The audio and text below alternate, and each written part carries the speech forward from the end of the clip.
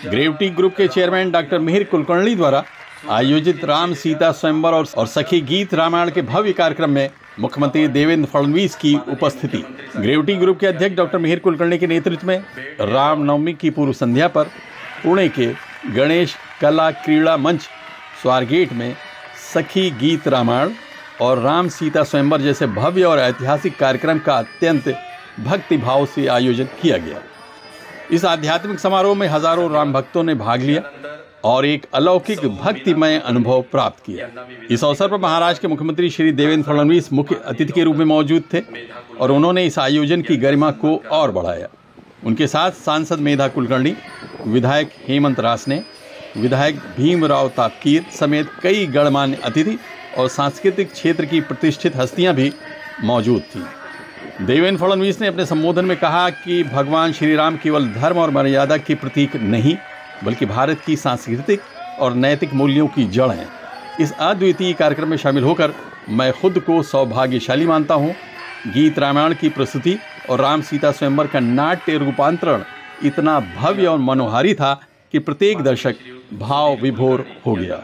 यह हमारे सांस्कृतिक परंपराओं को जीवंत रखने का प्रयास है, जिसके लिए मैं डॉक्टर मिहिर कुलकर्णी और उनकी टीम को हृदय से बधाई देता हूं। सामान्यातल्या सामान्य माणसाला प्रभू श्रीरामांनी हाच संदेश दिला आहे की असुरी शक्तीच्या विरुद्ध लढण्याकरता केवळ शक्तीची आवश्यकता नाही आहे तर सत्याची आवश्यकता आहे आणि म्हणूनच जी उच्च जीवन मूल्य आपल्याला प्रभू श्रीरामांनी दिली त्या उच्च जीवन मूल्यांवर जगण्याचा प्रयत्न आपण करतो आणि त्याचंच भान आपल्याला राहावं याकरता खरं म्हणजे गीत रामायणाची अतिशय सुंदर अशा प्रकारची रचना करण्यात आली आहे। मी मंचावरच्या सर्व आमच्या कलावंतांचं मनापासून अभिनंदन करतो की अतिशय सुरेल सुंदर अशा पद्धतीनं गीत रामायण आपण सादर करता आहात। वाद्यवृंद अतिशय सुंदर त्याला साथ देतो आहे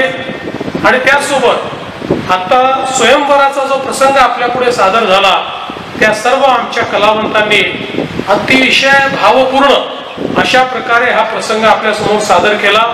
त्यांचंही मी मनापासून अभिनंदन करतो आणि विशेषतः या ठिकाणी डॉक्टर मिहिर कुलकर्णी ज्यांनी ही संकल्पना मांडली, याचं आयोजन केलं आणि इतका सुंदर आणि सुरेख अशा प्रकारचा कार्यक्रम आपल्या पुढे आणला त्याबद्दल डॉक्टर मिहिर कुलकर्णी यांचंही मी मनापासून अभिनंदन करतो।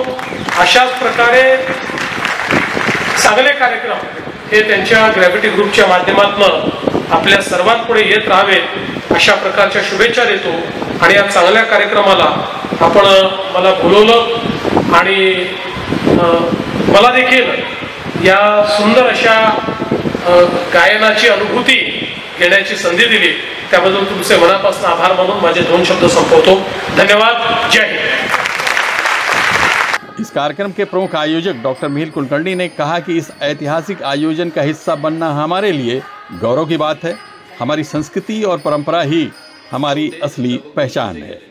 रामाची वेगवेगळी रूपे आहेत। धनुष्यधारी राम, मर्यादा पुरुषोत्तम राम, एकपत्नीव्रत राम, सहनशील व धैर्यशील राम, दयाळू राम, आदर्श पुत्र राम, आदर्श भाऊ राम, आदर्श पती राम, आदर्श व्यवस्थापक राम आणि आदर्श मित्र राम। आकाशाचा रंग ऋतूंप्रमाणे बदलत जातो पण त्याचा मूळचा निळा रंग मात्र कायम तसाच राहतो।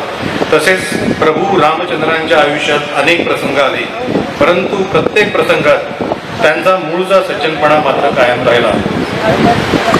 अनेक यशस्वी दिग्गज माणसांनी आपल्या आयुष्यात हे रामतत्व आचरणात आणलं आहे असे मला वाटतं। मी ज्यांना गुरुस्थानी मानतो ते माननीय फडणवीस साहेब, त्यांच्याकडे जेव्हा जेव्हा मी बघतो तेव्हा तेव्हा मला जाणवतं की देवेंद्रजींनी संयम, सज्जनपणा, सुसंस्कृतपणा आणि कर्तव्यनिष्ठ हे गुण प्रभू रामचंद्रांकडूनच घेतलेले आहेत। आपल्या संस्कृतीमध्ये गुरुचं महत्त्व अनन्यसाधारण आहे। गुरु या शब्दाची ओळख केली की लक्षात येतं की गु आणि रू म्हणजे काय तर अज्ञानाचा अंधार दूर करून मनामध्ये ज्ञानाचा दिवा लावणारी व्यक्ती म्हणजे गुरु। गुरुला परमेश्वराच्या वरचं स्थान आपण दिलेलं आहे। प्रभू राम, श्रीकृष्ण अशा दैवी अवतारांना घडवणारा सुद्धा गुरुच असतो. गुरु शिष्य परंपरेची अनेक उदाहरणं आपण पाहिलेली आहेत. प्रभू श्रीराम, वशिष्ठ आणि विश्वामित्र ऋषी, श्रीकृष्ण आणि संदीपानी ऋषी, अर्जुन, द्रोणाचार्य, चंद्रगुप्त मौर्य, चाणक्य, स्वामी विवेकानंद, प्रमथ यांच्यापासून ते थेट भारतरत्न लता मंगेशकर, दीनानाथ मंगेशकर, भारतरत्न भीमसेन जोशी, सवाई गंधर्व, भारतरत्न सचिन तेंडुलकर, रमाकांत आचरेकर सर यांच्यापर्यंत गुरु शिष्यांच्या जोड्या आपण पाहिलेल्या आहेत. वर उल्लेख केलेल्या शिष्यांइतका मी गुणी नक्कीच नाही, परंतु मी भाग्यवान आहे की मला देवेंद्रजींसारखा गुरु लाभलेला आहे. माझ्या आजवरच्या वाटचालीमध्ये माननीय फडणवीस साहेबांच्या मार्गदर्शनाचा आणि त्यांनी मला दिलेल्या संधीचा खूप मोलाचा वाटा आहे, हेही मी नम्रपणे सांगू इच्छितो. फडणवीस साहेब, मी आपल्या मार्गदर्शनाखाली असेच दर्जेदार सांस्कृतिक, सामाजिक, धार्मिक, शैक्षणिक, आरोग्यविषयक उपक्रम आयोजित करत राहीन आणि त्यासाठी साहेब तुमचा आशीर्वाद कायम माझ्या पाठीशी राहील हा मला ठाम विश्वास आहे. या प्रसंगी गुरुची माहिती सांगणारा एक श्लोक मला आठवतो. गुरु ब्रह्मा गुरु विष्णू गुरुदेव महेश्वरा गुरु साक्षात परब्रह्म तस्मै श्री गुरुवे नमः. एवढे बोलून मी थांबतो. जय हिंद, जय महाराष्ट्र, जय शंकर, जय श्रीराम.